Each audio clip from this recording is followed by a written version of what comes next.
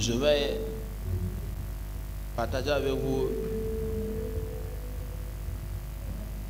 une brève exhortation, sinon une pensée de Dieu. Et puis, le pasteur Robert va nous aider à la prière. Mais je prierai avec vous par rapport à certains sujets. Qui était là hier, qui a été béni par le programme. Chaque message transporte une force, mais chaque message transporte une capacité. Chaque message transporte un esprit qui a pour but de t'envoyer plus haut. Alléluia. Ma femme et moi étions en train d'étudier quand on préparait la conférence en début de semaine et on écoutait un homme de Dieu qui disait il a des instruments qu'il a écoutés plus de 6000 fois. C'est-à-dire qu'il y a certaines prédications qu'il a écoutées plus de 6000 fois. Il est pasteur, mais il dit il y a des prédications qu'il a écoutées plus de 6000 fois. Vous savez pourquoi il est obligé de faire ça? Parce qu'on a tellement été exposé à un type d'évangile que si tu ne réécoutes pas les révélations nouvelles de l'évangile que Dieu veut nous donner, tu resteras toujours dans l'ancienne logique, alors que Dieu a déjà changé de dimension. Les Juifs étaient à la Pentecôte, ils étaient en bas. Pourtant, il y avait une nouvelle Pentecôte qui était en train de se faire à la chambre haute. Ce que nous devons pouvoir comprendre, c'est que Dieu est en train de bouger avec l'Église dans le monde francophone. Bouger avec l'Église de Dieu dans le monde francophone nécessite qu'il lève le pan. Il révèle de nouvelles choses à l'église francophone que l'église francophone doit comprendre pour pouvoir suivre le nouveau mouvement. Nos pères n'ont pas fait faux en nous prêchant l'évangile. Ils nous ont prêché une partie de l'évangile, celle qu'ils ont reçue. Mais le problème, c'est que quand tu ignores une deuxième partie, bien souvent tu as tendance à contredire l'existence de cette partie. Si l'église n'accepte pas la révélation de Dieu pour ces temps-ci, l'église restera pauvre.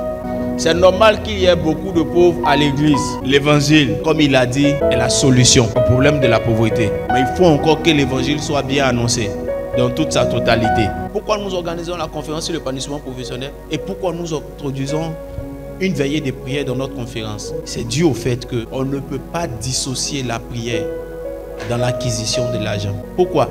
L'argent est un esprit. La richesse se crée, mais elle se sécurise par la prière, par des combats. J'ai fait un séminaire sur les déserts, mais je n'ai pas touché un désert. J'ai 2 ou 3 déserts que je n'ai pas touché. Le premier désert, qui est le désert quand ils sont sortis de l'Égypte, c'est le désert de l'épreuve de l'argent. Et c'est ce que l'homme de Dieu essayait d'expliquer hier. Quand il disait Pharaon ne voulait pas les laisser partir avec son argent, avec leur argent. Quand ils sont sortis avec leur argent, c'était une lutte. Tout ce qui devait se faire plus tard devait se faire autour de la considération. Le rapport Dieu, l'homme et l'argent. C'est pourquoi la plus grande gaffe qu'ils ont commis dans ce désert, c'était le veau d'or. J'essaie de vous faire comprendre ceci. La pauvreté est un démon. La richesse est un esprit. C'est 2 choses différentes. Pasteur Yonguicho est mort il y a quelques mois. Il avait la plus grande église au monde. Il est l'un des hommes qui priait le plus dans le monde. Pasteur Yonguicho priait jusqu'à il a dit à Dieu, mais pourquoi tu n'as fait que 24 heures? Pourquoi le jour ne fait que 24 heures? Ce n'est pas suffisant pour que je fasse ce que j'ai à faire et pour que je puisse prier. Il priait jusqu'à Dieu lui a dit, David, arrête de prier sinon tu vas tomber malade. On peut prier et puis être riche. Mais la prière n'est pas la seule méthode pour devenir riche. Mais tu ne peux pas être riche sans un arrière-fond de spiritualité. J'ai dit la pauvreté est un démon, la richesse est un esprit. La richesse est comme un pouvoir. Le pouvoir n'a pas de teinture. Le pouvoir prend la teinture soit de celui qui te la donne ou la couleur de ton cœur. Prenons 1 Corinthiens chapitre 16, le verset 9. Et nous allons comprendre les questions. Car une porte grande et d'un accès efficace m'est ouverte. Une porte grande D'un accès efficace m'est ouverte. mais ouverte. Et les adversaires sont nombreux. Ils ont écrit mais ou bien ils ont écrit et. Donc dans la majeure partie de nos Bibles, c'est écrit et. Version Semeur. Il dit en même temps, une porte, elle est grande. Deuxième indicatif, un accès efficace. Autrement dit, si tu passes par cette porte, c'est qui est là-bas là? C'est d'un héré. Ou dit comme les Abidjanais. Règle de numération en français ou bien règle de citation en français. Dans un texte, quand tu cites premier, tu mets virgule. Deuxième, tu mets virgule. Troisième, tu mets virgule. Et quand tu dois citer le dernier, c'est là que tu mets le « et ». Donc, ce que vous avez entendu comme étant ennemi là, ça fait partie de la description de l'apôtre. Paul, il était en train de parler de l'un de ses derniers voyages et il annonçait qu'il voulait faire la Pentecôte avec le peuple à qui il écrivait. C'est alors qu'il leur disait qu'il y a une porte grande avec un accès efficace. Ce qui est marquant dedans, il n'a pas dit mais, c'est-à-dire qu'il n'a pas créé une opposition comme si ce qui se fait par la suite n'avait pas sa place. Non, Paul nous apprend parce qu'il dit c'est normal Paul dit, chaque fois que Dieu t'annonce une nouvelle saison et que tu dois entrer dans la nouvelle saison, peu importe ce que représentera cette saison, Paul te dit que la première phase de la saison, c'est d'abord les ennemis en grand nombre. Quand on prie ici en Côte d'Ivoire, on dit que Dieu nous ouvre les portes. Souvent, porte là même là, on ne sait pas où on veut partir quand on veut que la porte s'ouvre. Mais on demande toujours que Dieu nous ouvre les portes. Paul dit, porte quand on cherche là, ça peut être petite porte, ça peut être porte de la maison du chien, c'est petit. Ça peut être petit portail, ça peut être grand portail. Mais il dit pour lui là, c'était une grande porte. Et il va plus loin pour dire que derrière la porte, c'est bon. Mais il donne une autre description. Il dit, ce qui est devant la porte est à considérer aussi.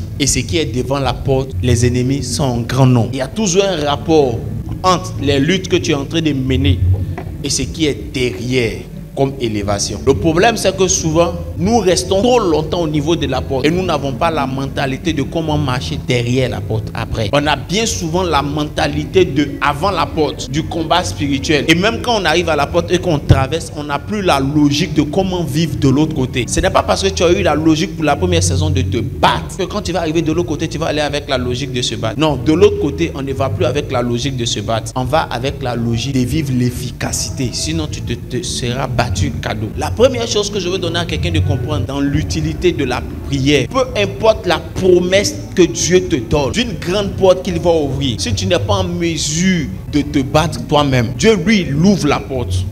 Dieu lui te présente la porte, mais les luttes c'est toi qui les mènes. Une autre chose, c'est que ceux qui viennent aux veillées de prière doivent pouvoir comprendre que nos luttes sont différentes. Quelqu'un peut ne pas venir à la prière parce qu'il n'est pas dans sa saison de combat. Lui il est déjà dans sa saison de comment opérer dans l'autre niveau. Mais quelqu'un qui comme moi est dans sa saison de combat doit garder à l'esprit que au plateau, pour ceux qui font le constat, au plateau, à l'heure là, les bureaux sont allumés. Quand on va au plateau là, au moment où la masse dans les immeubles là est en train de descendre, c'est là que d'autres allument leur lumière en haut. Ceux qui décident ne descendent pas aux mêmes heures que les autres. Ils sont là la nuit. C'est comme ça fonctionne. Donc si tu veux décider pour ta vie, tu dois décider la nuit. La nuit, ceux qui décident viennent travailler. Et quand ils finissent, ils laissent les consignes pour que matin, l'assistante vienne et puis elle donne les autres en leur nom. Dans la vie, si tu pries pas, tu as la solde de tout le monde. Même pour devenir riche, prier. Il faut travailler, mais il faut prier. Jacob était à la porte de sa richesse. Il était obligé de prier toute la nuit. Jacob dit, j'ai levé les yeux la nuit. J'ai levé les yeux, j'ai vu un ange. Si tu ne pries pas, tu peux mourir pauvre. La pauvreté est un démon. Dieu ouvrira la porte selon ta capacité à te battre avec les démons en fonction de la porte. Donc quand tu regardes la capacité que tu as et il voit que tu es quelqu'un qui aime te plaindre, tu es quelqu'un qui n'aime pas prier, puis c'est toi toujours qui es en train de te plaindre, il faut ne pas tuer le monsieur là, qu'est-ce qu'il a fait? Il a ouvert une porte où il n'y a que 2 démons. Parce que si j'ai ouvert une porte où il y a 10 démons, c'est vrai que derrière il y a une grande percée, mais faut pas y aller le tuer. Il n'a qu'à prendre seulement la porte où il n'y a que 2 démons là. Parce que tu te plains beaucoup. Faites attention à l'image. Je ne suis pas en train de plaisanter. S'il sait qu'il n'y a pas une autre option, il n'a pas prévu autre chose pour toi que cette grande porte, ce qu'il fait par la suite, à cause des démons là, il va te faire tourner d'abord. Tourner d'abord jusqu'à ce que tu grandisses. Jusqu'à ce que tu deviennes fort. C'est ce qu'il a fait à Israël. Il y avait une voie pour que Israël entre à Canaan. La voie là faisait 40 jours. Avant Canaan, qui était l'endroit efficace, il y avait des ennemis qui étaient puissants. Quand il a regardé leurs pleurs, parce qu'ils pleuraient beaucoup aussi, il dit ceux-là, s'il les a envoyés, ils vont pleurer au lieu de se battre. Attends, je vais prendre le temps pour qu'ils deviennent forts. C'est la seule raison pour laquelle certaines personnes durent dans la galère, dans la pauvreté. Parce qu'ils sont encore des enfants. Ils ne sont pas prêts à se battre. Pour percer, on ne se bat pas un jour. Pour percer, on ne se bat pas 2 jours. Pour percer, on ne se bat pas 3 jours. Pour percer, on se bat jusqu'à ce qu'on ait les résultats. Pour percer, on ne se bat pas 2 jours un peu, puis on retourne un peu pour aller boire un peu de bière, un peu de vin, un peu de go qu'on gère rapidement, et puis on revient encore. Quand c'est la période de faire quelque chose pour dompter le spirituel, on ne prend pas la permission de quelqu'un. On se bat jusqu'à obtenir des résultats. C'est chez nous, dans le corps de Christ, où on méprise la notion du combat qui conduit à la percée. C'est chez nous, dans le corps de Christ, que quelqu'un veut être élevé. Et il n'a pas conscience des engagements que ça implique dans la dimension spirituelle. C'est chez nous, dans le corps de Christ, où quelqu'un dit, j'ai marié quelqu'un qui est riche. Et elle n'a aucune vie de prière. Elle n'a que Baya. Pardonnez, j'étais des passages. Je n'ai pas prévu m'arrêter là. Je passe, je m'en vais. On lui demande, tu comptes sur quoi pour maintenir cet homme riche? Et Tu jouais moi. Si j'ai des reins donnait les meilleurs hommes, les prostituées allaient avoir les plus riches de la Côte d'Ivoire. Parce qu'elles font répétition chaque jour aussi des gens. C'est pourquoi vous pouvez voir certaines personnes même qui sont entrées dans des foyers. Une porte avec grand accès. Elles sont entrées, c'est des dangereux mariages. Elles sont dedans comme si la porte qui a été ouverte était sans accès. Elles subissent le mariage. C'est la jeune go qui est derrière là. C'est elle qui vit le mariage. On dit, elle est Tisa. Que Dieu va la juger. Hein? Dieu va la juger. Juger comment? Dieu la juge sur quoi? Si c'est qu'elle est en train de faire. Excusez-moi, dès qu'elle n'a pas Jésus là, elle va à l'enfer. Il n'y a pas l'autre jugement. Toi, tu as Jésus, tu peux aller au paradis. Mais tu n'exploites pas tout ce que ta carte magnétique du salut te donne. En fait, même c'est toi-même que Dieu doit juger. À compétence égale, c'est l'onction qui fait la différence. Ce n'est pas parce que toi tu es dans la maison de Dieu que tu vas penser que ça va te réussir. Je viens de vous faire la démonstration que là où il y a une porte et il y a une percée, il y a toujours en plus des démons. C'est la raison pour laquelle les francophones et les anglophones ne parlent pas de ouvre-moi une porte. Il dit donne-moi une percée. Toi tu dis ouvre-moi la porte. C'est pourquoi quand tu vois les démons tu es fâché. Eux ils savent que là où il y a porte il y a démons, il y a ennemi. C'est pourquoi il dit donne-moi une percée, permets-moi de les traverser. Lui il cherche pas la porte, lui il cherche à les traverser. Toi tu veux que la porte soit ouverte. Donc dans ton esprit il doit pas avoir démons, il doit pas avoir d'adversaire. Lui il dit je cherche pas porte, je veux la percée. C'est moi je vois les démons. La quantité de démons que je traverse détermine ce que je vais vivre là-bas. Donc donne-moi de percer ici. C'est pourquoi quand tu attends que la porte n'est pas ouverte, tu te dis que Dieu n'a pas fait. C'est faux, Dieu a ouvert la porte. Seulement que tu n'as pas cherché la percée. Je suis en train de te dire une autre chose. La taille du combat que tu as mené ici détermine la prudence avec laquelle tu dois opérer dans la nouvelle saison. Est-ce que tu as compris? Ceux avec qui tu as combattu ici avant d'avoir la percée détermine ta manière d'agir dans la percée. Pourquoi? Parce que souvent encore l'église, sinon encore souvent les chrétiens ont un problème. C'est que quand il a vu une petite percée là et qu'il est dedans là, il baisse sa garde. C'est pourquoi nous n'avons pas de percée prolongée. Vous savez, en voulant dire aux gens que la prière ne donne pas l'argent, on a envoyé les gens à ne pas prier. Pourquoi on voulait dire aux gens que la prière n'envoie pas l'argent? C'est parce que aussi l'église là, nous francophones là, quand on a l'église pour prier, on prie tous les jours, on ne va jamais travailler. J'ai compris une chose, le monde spirituel dans lequel on traite avec l'argent et on traite avec la percée, c'est un monde sacrificiel. Il ne faut pas en va vous blaguer. Vous voyez les gens entrer dans les loges mystiques là. C'est parce qu'ils savent que le monde spirituel où il y a l'argent. On n'a pas dit le monde spirituel pour faire les miracles. On n'a pas dit le monde spirituel pour chasser les démons. Le monde spirituel du côté de là où il y a l'argent et l'acquisition des richesses. C'est un monde de combat. C'est un monde de combat. C'est un monde de sacrifice. C'est un monde dans lequel on se crée de la place. On ne te donne pas la place. La Bible dit celui qui a de la force devient riche. La force pourquoi? Pour avoir la discipline pour appliquer les principes. Mais la force spirituelle pour se faire de la place.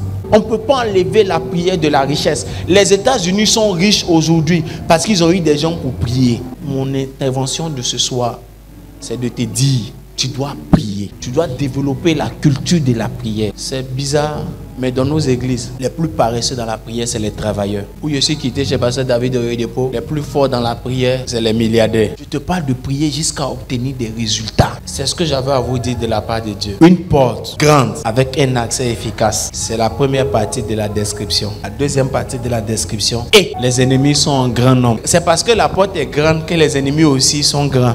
Dans la culture de prière, il faut apprendre à développer les temps de retraite. Il faut apprendre à mettre des jours à part pour rencontrer Dieu. Ce que beaucoup ne savent pas, c'est que réussir dans les affaires et devenir riche, c'est un appel de Dieu. Au même titre que être pasteur. Beaucoup ne connaissent pas ce que j'ai entendu vous dire là. C'est un appel de Dieu au même titre que être pasteur. L'une des dernières prophéties d'Ésaïe sur Jésus, sa mort et sa résurrection, a failli taper poteau. Ésaïe dit, on m'a tué parmi les brigands et on a mis mon corps parmi les riches. Tous ceux qui étaient autour là, il n'y a pas riche dedans. Tous ceux qui étaient autour de Jésus avaient l'argent, mais ils n'étaient pas riches. Avoir l'argent et être riche, c'est différent. Ils avaient l'argent, mais ils n'étaient pas riches. La prophétie a pris le chemin de son accomplissement par une prostituée qui pouvait prendre 1 an de salaire pour donner à Jésus. Parce que quand il est mort, on n'a pas embaumé son corps. Pourquoi? Parce que ceux qui étaient autour qui devaient embaumer son corps là, ils allaient embaumer son corps avec l'argent des pauvres. Alors qu'on dit on doit m'enterrer parmi les riches. Est-ce que vous comprenez? Donc, type de formule qu'on doit mettre là, c'est formule des riches. Qui a embaumé son corps? C'est la prostituée. Elle a pris 1 an de salaire. C'est pourquoi ils respectent les Tisa. Je ne les soutiens pas. Hein. Je n'aime pas leur tête. Mais quand les femmes titulaires sont avares, Dieu les utilise pour apporter l'évangile. Je vous dis, ce n'est pas un évangile pour les soutenir, je les combats. Mais je vous dis, quand tu ne comprends pas pourquoi Dieu te positionne pour le royaume, toi qui es marteau, tu ne casses pas mur. Dieu prend œuf pour casser le mur. Dieu allait prendre la go là. Elle est venue, elle a cassé le parfum. Les avares de l'église là, les Judas là, ça là on pourrait vendre, on pourrait faire ça. Et pour eux là, il y a toujours quelque chose à faire. Le pasteur n'est pas quelqu'un. Jésus n'est pas quelqu'un. On pourrait prendre ça, on pourrait casser. Jésus dit, taisez-vous. Ça a été fait pour ma sépulture. Ça veut dire, elle vient de m'embaumer. Et il va plus loin. Il dit, chaque fois que l'évangile sera annoncé, on parlera d'elle. L'évangile, ça veut dire quoi? La bonne nouvelle de quoi? De sa résurrection. La richesse est un esprit, mais la pauvreté est un démon. C'est deux choses différentes. La pauvreté est un démon. La richesse est un esprit, c'est un pouvoir. Ça n'a pas de couleur. Ça prend la couleur de ton cœur. Ou ça prend la couleur de celui qui te donne.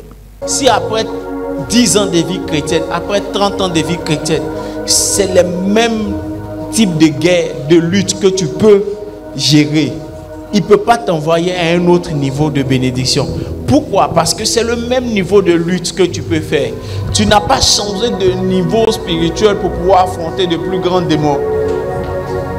Il ne peut pas t'envoyer vers un niveau de bénédiction qui suscitera de plus grands démons. En priant, j'ai atteint un autre niveau, je ne descendrai pas. Tiens, dis ça. En priant, c'est ce que tu entends.